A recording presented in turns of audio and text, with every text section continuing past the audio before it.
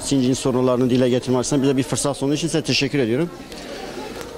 Şimdi tekstil dediğim gibi Adıyaman'da bir zamana çok hızlı gelişen bir sektördü. Sonra 6. bölgenin Adıyaman verilmemesi belli firmalarımızın başka illere kaymak zorunda kaldı. Şu anda yeniden bir toparlanma var. Tekstil gerçekten zor bir sektör. Çünkü İslam en yorulan bir sektördür. Katma değeri yüksek olan bir sektördür. Yani bugün mesela geçen bir veriler açıklandı Adıyaman'da. En çok ihracat yapan sektör tekstildir. En çok istihdam oluşturan da tekstillerdir. Onun için çok büyük bir değerdir Adıyaman'ımız için. Bunun muhakkak daha kıymeti bilinmesi lazım. Artı bunun yani entegre sistemi kurulması lazım. Nedir bunun? Kumaş, iplikten başlayıp kumaş, üretim, satış.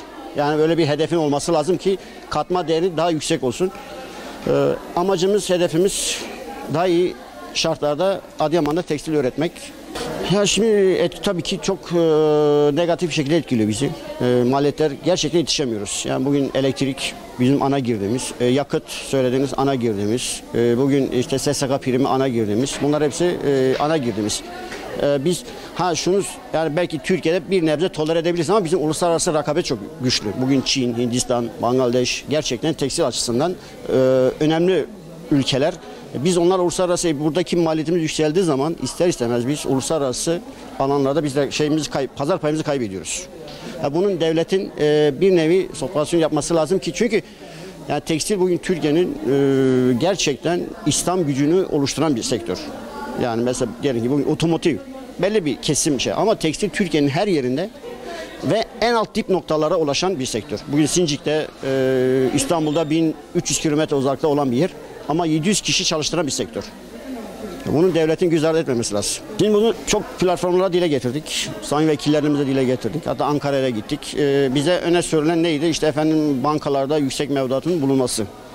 Ama bu sonuçta bu bankadaki yüksek mevduatın bulunması bu halkın bütün herkesin ortak bir parası olduğunu anlamına gelmez. 6. bölge şu anda Adıyaman'a kısmi verildi. Nedir kısmi? İşte Kahta, Adıyaman, Gölbaşı, Besni sadece organize sanayi bölgeleri sınırına dahil edilerek verildi. Bugün benimle Kahta organize sanayi arasında bölge prim SSK farkım 850 lira.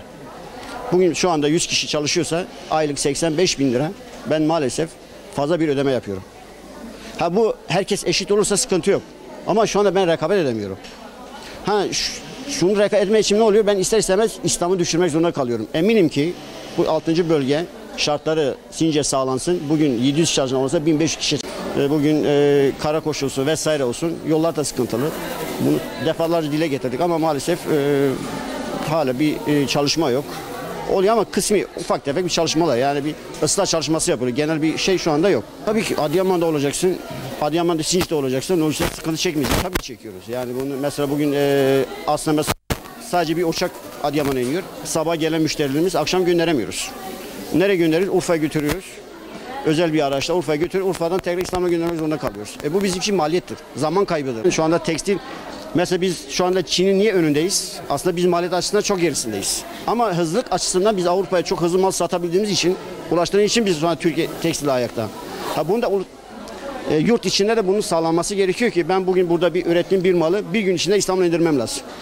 En fazla 2. gün Avrupa'nın belli bir şehirlerine indirmem lazım ki bu daha da hızlansın. Hem katma değer oluşsun